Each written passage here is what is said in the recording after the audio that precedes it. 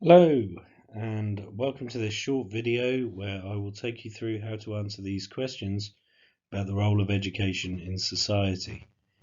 Now you can get a range of questions on this area, ranging from evaluate the functionalist view, evaluate the Marxist view, but we're going to look at two slightly broader questions, evaluating sociological explanations that the role of education is about transmitting ideas and values, and also about whether or not it's there to serve the needs of the economy, because this combines quite a lot of what we've learned. So these are the questions that I'm going to ask you to answer, and you'll be given a Google Doc to answer these on. Now I'm going to have given you some sort of writing frame to show you how to structure your paragraphs. You don't need to use this. If you want to free write it, then that's perfectly fine. But this gives you some structure and some ideas on how certainly I would go about answering these questions. So the first question that you're going to be asked is the one about transmitting ideas and values. The item says, sociologists agree that education transmits ideas and values.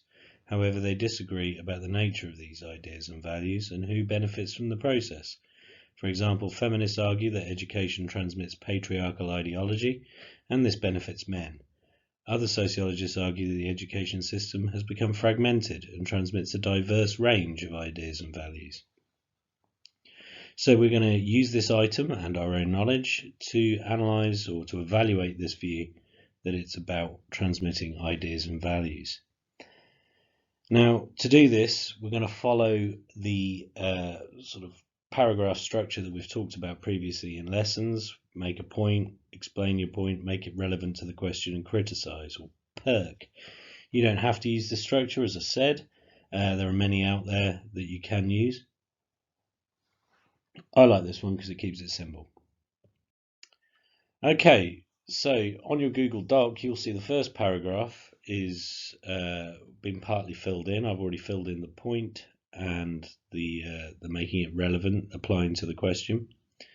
So here you're just going to say, according to functionalists, one of the main purposes of education is to transmit society's values. Durkheim suggested, and then from there, if I were you, I would explain what Durkheim meant by social solidarity and how education plays an important role in maintaining social solidarity. And give some examples, like, for instance, the teaching of a shared history is an important part of social solidarity. Helps binding society together. And then I have applied this to the question by saying that one of the most important roles is to do this. So this is linking it back to the wording of the question, such as norms and a common history. And then there's an opportunity for you to criticize this idea. So for instance, there's many criticisms available and they're all in the text to help you.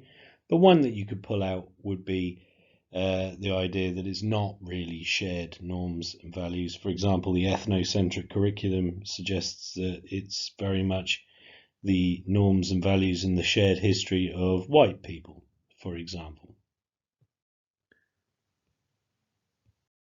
The next paragraph is continuing the theme of functionalism, and this time we're going to talk about Parsons and the idea that education plays a role as a focal socializing agency.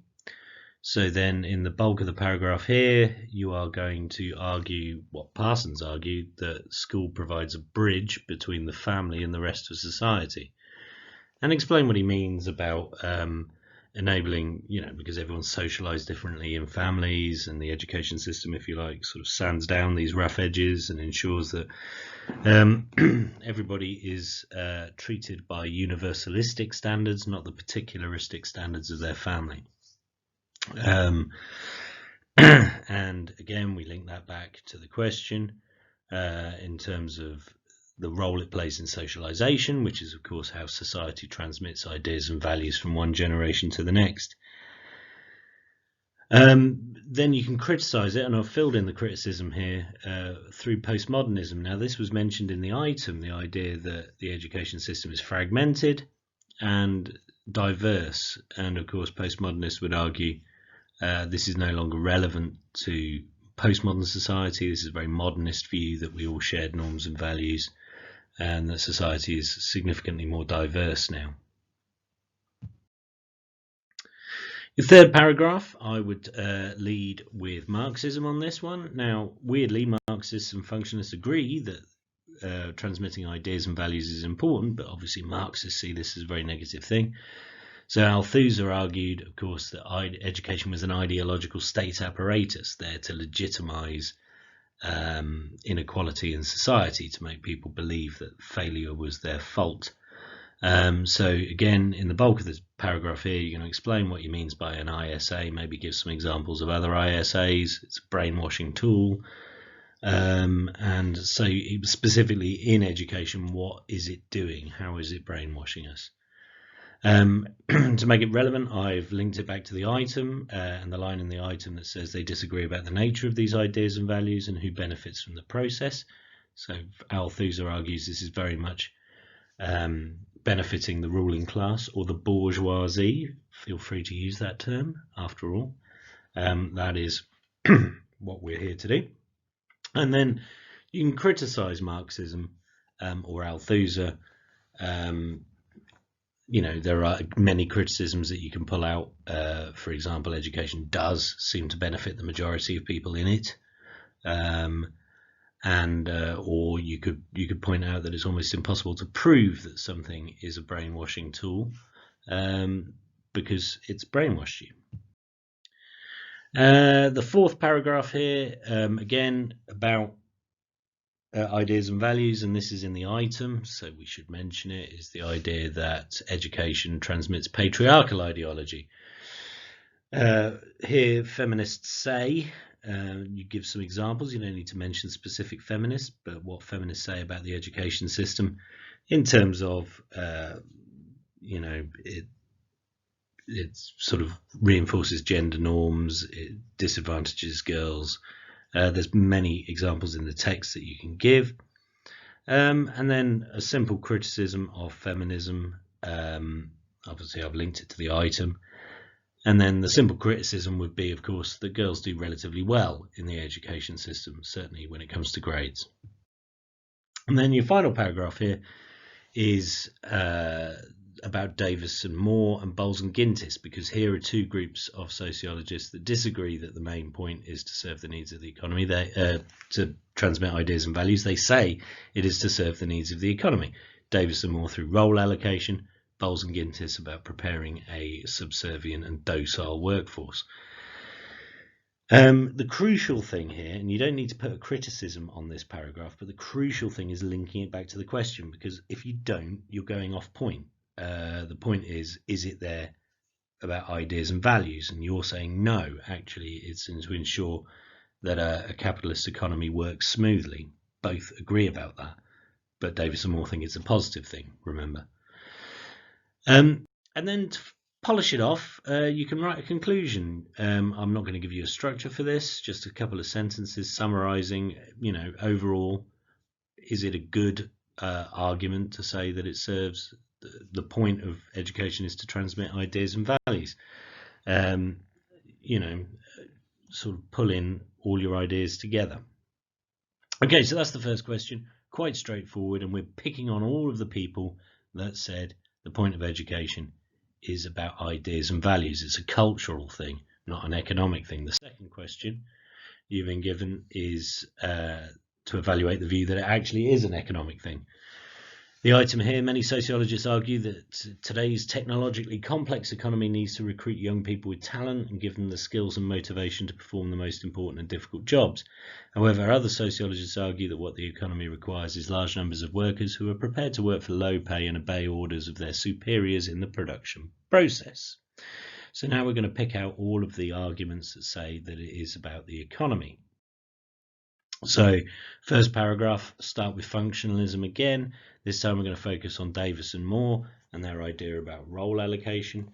Say what that means, say what Davis and Moore meant by that the education system sifts and sorts people into their jobs that they would be best at doing. I've linked that to the item here, the economy needs to recruit young people with talent, that's making it applicable, and then offer a criticism. There are many criticisms of this. Obviously, the failure of large groups in the education system, such as the working class or Black Caribbeans. Or you could point out, for instance, the Wolf Review of 2011 said that something like a third of kids are on the wrong courses that are leading to no useful employment. Your second paragraph, again, another functionalist. This is Durkheim, that said one of the main functions was teaching specialist skills. This is a relatively short paragraph. What he means by specialist skills is all the things that we can't be taught by our parents, that the economy needs, like advanced mathematics, science, and stuff like that. Again, I've linked this to the item where it says to give the skills and motivation to perform the most important and difficult jobs. However, again, there's some ample evidence that Durkheim is incorrect, that actually what we're doing is teaching specialist skills to a small proportion of the children in school, and the vast majority are leaving school with very little in the way of specialist skills. Your third paragraph is Bowles and Gintis. So Marxists also believe the main purpose of education is to serve the economy, but they believe this only serves the interests of capitalism and society's elites. Bowles and Gintis' correspondence principle explains the link between school and work.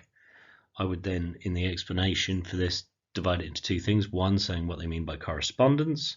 So this is like hierarchy in school translates to a hierarchy in the workplace, or fragmentation and alienation in the school day, breaking it into lessons, translates to a fragmented work where you're alienated and you don't see the point. And they call this the long shadow of work, which means that basically work casts a shadow over your entire childhood because your entire time in school is preparing you for it. Again, linked to the item, large numbers of workers are prepared to work for low pay and obey orders. This is very much what Bowles and Gintis said was the point. And then the criticism. However, postmodernists argue, well, postmodernists very much argue here that the education system is grossly out of date.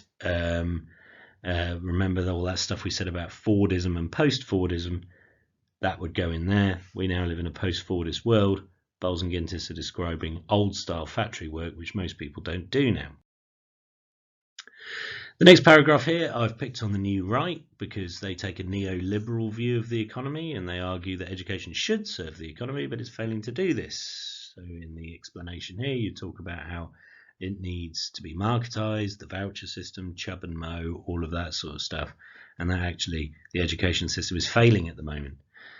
And they would argue in order to serve the needs, the economy, I think I probably meant of there, we need to increase marketization or privatization in the education system.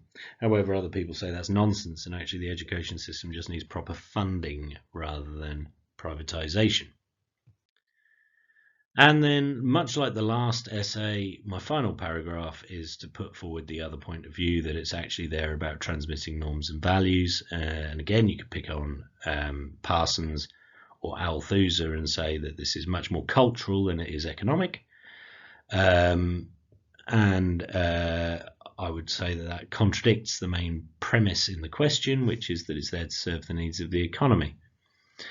And then for the criticism here, I've actually said, Althusser said that actually the two are interlinked. You can't separate out the culture and the economic, because according to Marxism, everything's built around the economy.